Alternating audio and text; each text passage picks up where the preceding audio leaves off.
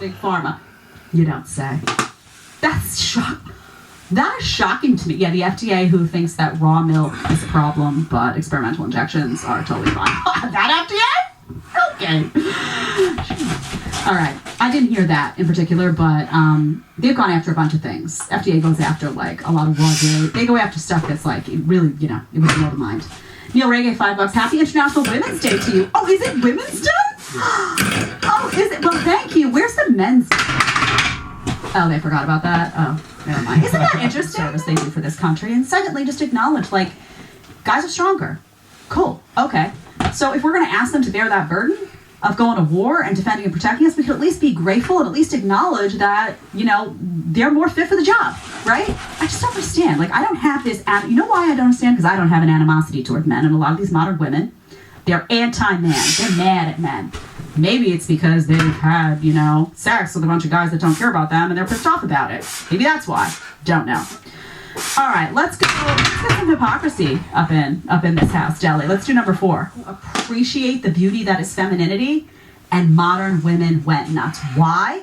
Because they've lost touch with their femininity, and because every time a feminine woman shows up, they feel less than. They feel less than because they look at that woman, they look at the eyeballs that woman gets from guys, they look at the fact that she has this energy that's subdued and yet so incredibly powerful, and suddenly the fact that they're running their mouth and angry and all this stuff and all the time, they're like not getting the attention. And they have to sit and internalize and process the reality that femininity is a beautiful thing and it's a desired quality that they no longer possess. That's what's going on. As somebody who was single for a long time, then got married, and then had a child, I will tell you that, number one, a quality husband and a beautiful child do, in fact, complete you in ways that you never thought that you would be complete. It's like your world goes from black and white to color, and it should. And it should. If you can do everything on your own, if you're triggered by the fact that a guy or a child could enhance your life and could bring things to the table that you can't do for yourself, why are you getting married? Why get married if you think you could do it all? If you think that you're capable of everything, why are you forming that union with a man? Isn't the idea instead, her mouth had been in places at work, in the corn, doing stuff that he probably didn't want to be around, if you know what I'm getting at.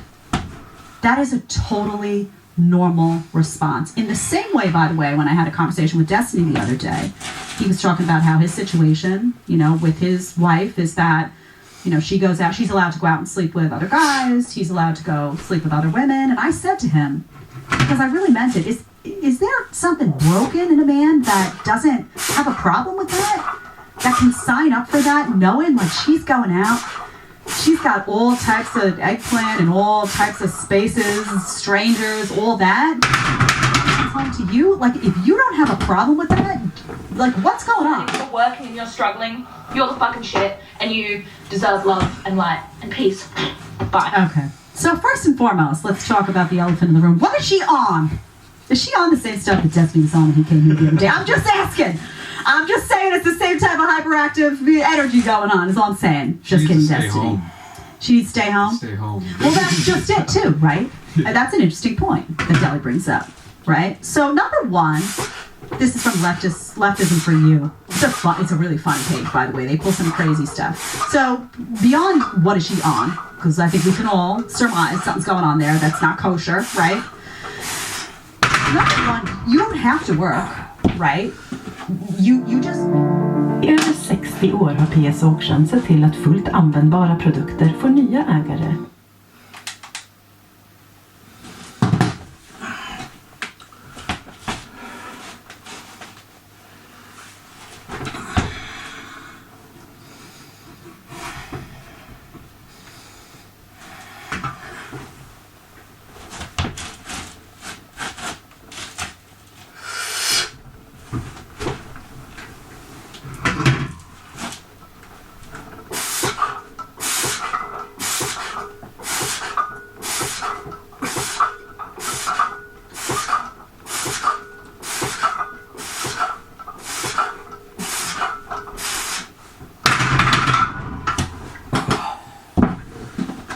These are crazy people that they put at that table.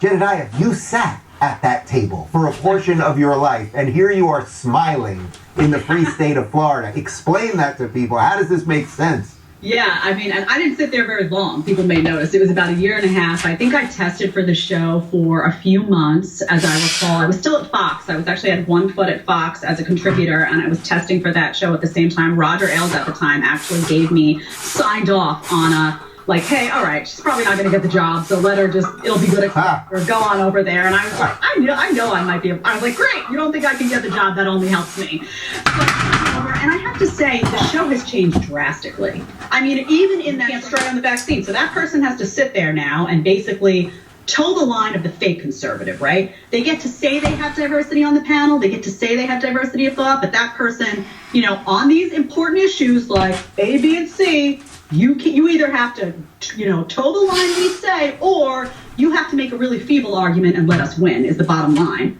So I just don't, and you know, Megan wasn't like that. I don't know Megan King very well, but I worked with her a little bit at Fox, but she's feisty. You know, she wasn't taking any garbage there. You see how that went. You know, it's hard.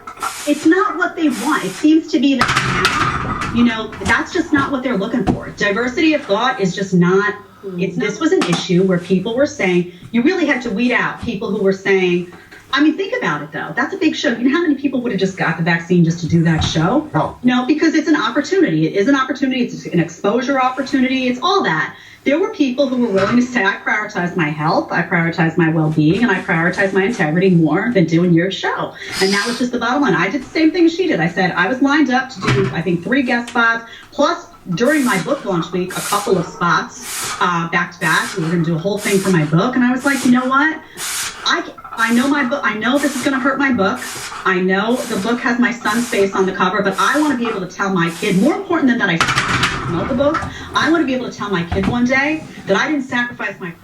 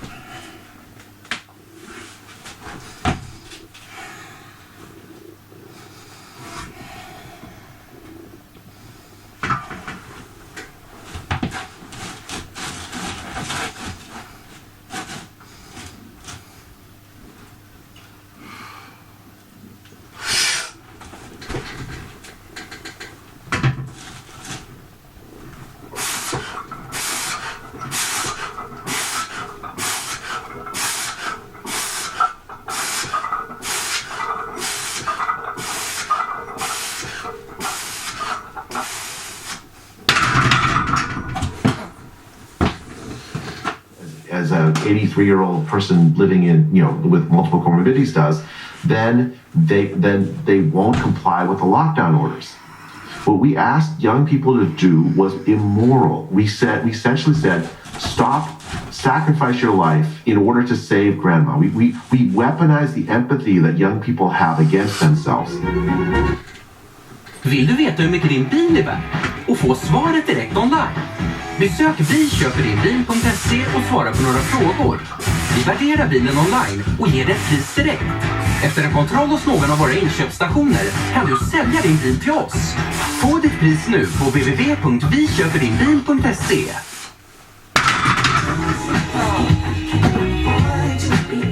Utopian norm, they were exactly what you'd expect if you put those principles into operation. And I see similar things going on around us now. Let's say on the politically correct front, I don't really believe there's a conspiracy of politically correct people who are meeting in secret to direct the world, although if there was, the WEF would probably qualify. But I do think that systems of ideas can act as conspiratorial agents. Now, in this case, it's more complex, though. So there's a cartel who's pushing forward this narrative. And the question is, well, or a system of ideas that's generating it. And the question is, well, to what end? That's one question. And the other question is, who benefits? Now, the grain being in-field research and a refusal to shut the doors of science to those with contrary views and findings. In 2017, Dr. Curry retired from her position at the Georgia Institute of Technology, citing the poisonous nature of the scientific discussion around man-made climate change as a key factor. Curry co-founded and acts as president of the Climate Forecast Applications Network, a private company, which seeks to translate cutting-edge weather and climate research into tenable forecast products. Insurance companies, financial institutions rely on Dr. Curry to provide them with information that can guide them with regard to their future financial decision-making. She's a controversial figure on the climate front, being somewhat of a contrarian in regard to the hypothetical scientific consensus on the climate apocalypse front. So we need more and more confident statements from the IPCC, even though the dimensions of the problem were growing and growing and growing every year and clearly becoming more complex and obvious that there were a lot of things that we didn't understand. But there was this drive, Well, it's not as if the IPCC documents themselves are even that radical. I mean, my understanding of the IPCC documents is that the projection is something like 1 to 2 degrees of further warming with some increase in variability, especially in the polar regions, and a small degree of sea level rise.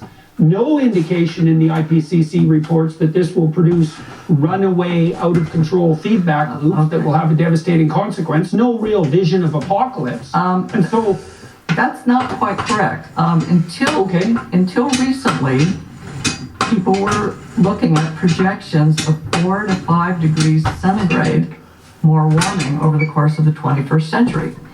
Okay, the issue was wildly ridiculous emissions projections, which are now believed to be implausible. The more recent IPCC assessment report with more plausible emissions scenarios is looking at more 2 to 3 degrees centigrade of warming.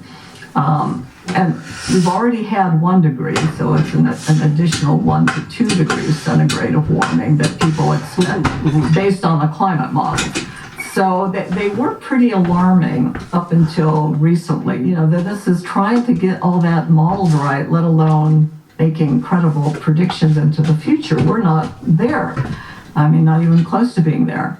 Okay, and then if you once you get into the sun, it's even crazier. I mean, the IPCC has pretty much dismissed the role of the sun, in the last 150 years.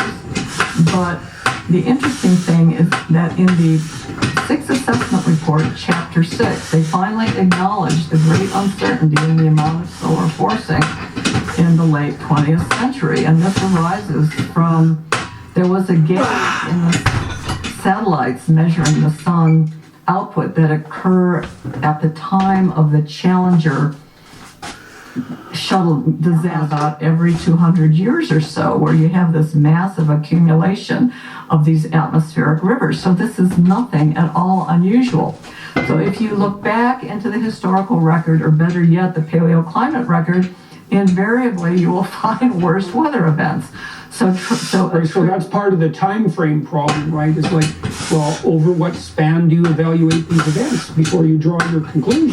Right. But you can't. So do you believe that any of the tipping point hypotheses? Franzen told me something interesting. This was kind of a technical proposition. He said that in complex systems with many degrees of freedom on the entropy front, so many ways they can potentially react, the probability of a tipping point positive feedback, Georgia Tech. And you just made allusion to that again. So tell me if you would, how you are modeling, and you've laid out some of the conclusions, but who's interested in your models? And obviously you're doing this on an entrepreneurial basis, so people are willing to pay you for your opinion, which gives, I think, some, what would you say, indication of their faith and credibility, because people are actually spending money on it. Like, how are your models different than the models that are more broadly publicized, let's say, and who is it that is paying you to produce these models? Why is there interest in that, and why are they doing it? Okay, well, insurance companies, financial institutions, International Energy Agency, their scenarios show emissions being fairly flat for the next several decades. And I think this is a much more plausible scenario. So let's focus on that one. And this is apart from trying to predict what policy's going to do and how much they're going to change, but the thinking is now that emissions are going to stay fairly flat for the next few decades. And I saw this, and I saw the journal publications, and this is what I was pushing to my clients. If you want something realistic, this is what you should be looking at. The other thing is not accepting the extremely high values of climate sensitivity to CO2 doubling. I don't go as low as Richard Lindzen does, but I'm certainly on the low end, and I justify why, to them, based on publications, including some of my own, why we shouldn't be looking at these very high sensitivity values. And I run it through a range so they can look. But I'm saying, so I give them all the scenarios they want. I'll give the high emissions scenario. I'll give the high climate sensitivity, low climate sensitivity. I'll say my best judgment is that this is what it is. But then I uniquely, all climate is now caused by CO2, and by definition, warming is dangerous. Why was that such an attractive political hypothesis? Like, why did politicians decide that in the absence of this, stringently produced scientific evidence, that the proper place for the world's political community to focus was on the cardinal danger of global warming that was anthropogenically produced? Like, what the hell is going on there? Especially because it's so expensive. Okay, well, people didn't pay much attention to it for decades. I mean, the Kyoto Protocol, a bunch of countries in 1997, a bunch of countries signed on to reduce their emissions, but even the ones who signed on didn't really reduce their emissions, and of course the U.S. never signed on. And reduced its emissions, weirdly enough. And so I'm not a big fan of that kind of rhetorical move. And let's talk about Michael Mann for a second too now, because a lot of people listening and watching, they're not going to know what that hockey stick graph was, and they don't know what cardinal role the scandal around that graph has produced in the discussion. So do you want to walk through the hockey stick graph a little bit? Okay, if you go back to 2001, this was the release of the third assessment report from the IPCC. And Sir John Houghton, who was the head of the IPCC, was giving the press release, and the backdrop behind him was this image, a curve that looked like a hockey stick, which was meant to portray that, the climate was very stable for the last 1,000 years, and all of a sudden you've got this big uptick, the observational record on top of that. Okay? And it wasn't clear in the IPCC report that was done. It was sort of in some sort of a footnote or an obscure reference, but it never occurred to me as someone in the field that this is what had been done. So no, I don't understand that. Go into that in more detail. I don't understand exactly what was done there. Okay, you see the handle. Okay, if you look at the actual the tree ring rate data that went into their analysis, it was just like the flat handle. In order to get the blade, the uptick of the blade, they spliced on the historical temperature record. Completely different data set. Oh, I see. Because the potential issue. A lot of money was put into funding investigation into it. That incentivized the growth of a huge scientific enterprise that incentivized people who were primarily motivated by the money, including the grants. And I mean, it's hard not to be motivated by that if you want to be a practicing scientist. And so there was a lot of financial and practical pressure to produce an environmentally apocalyptic story. And then you can imagine that's amplified by the fact that likely nowhere near of the magnitude that we think it is. And so, and then I want to follow that with I tried to make a strong case for why you might be regarded with a certain degree of apprehension from the perspective of the climate apocalypse. But I'm also curious about this.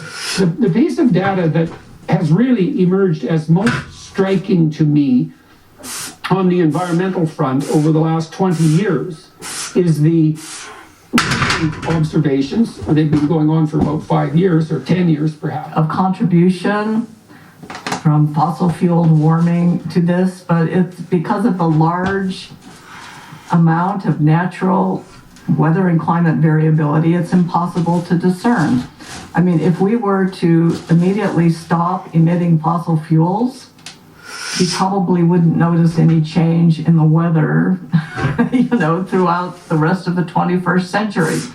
So this is the key area of logic that people have been less than 400%, and that it's clear that we can manage that in any real sense, and that we're very good at adapting to a huge range of weather situations and climate scenarios. Some of us live in damn near Arctic conditions and other people live in the desert.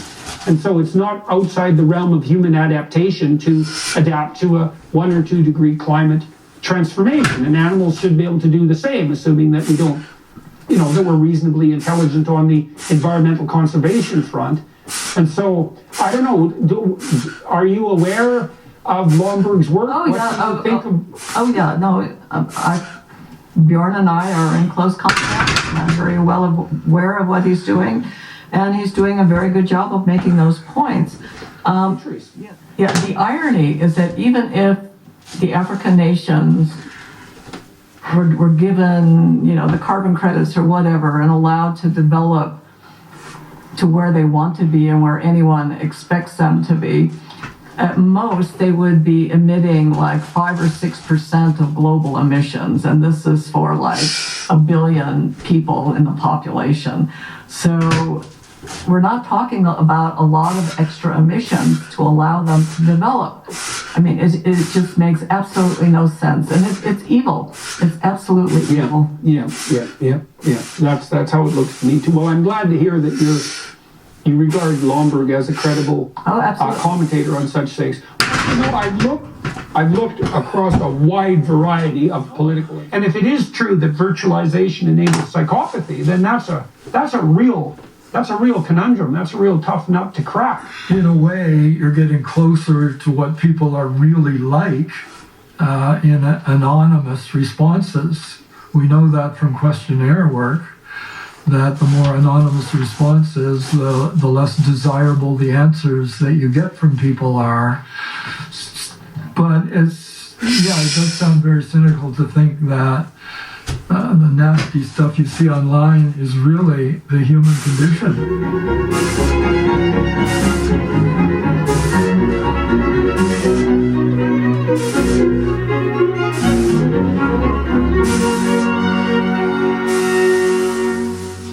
Hello, everyone watching on YouTube and associated or listening on associated podcasts.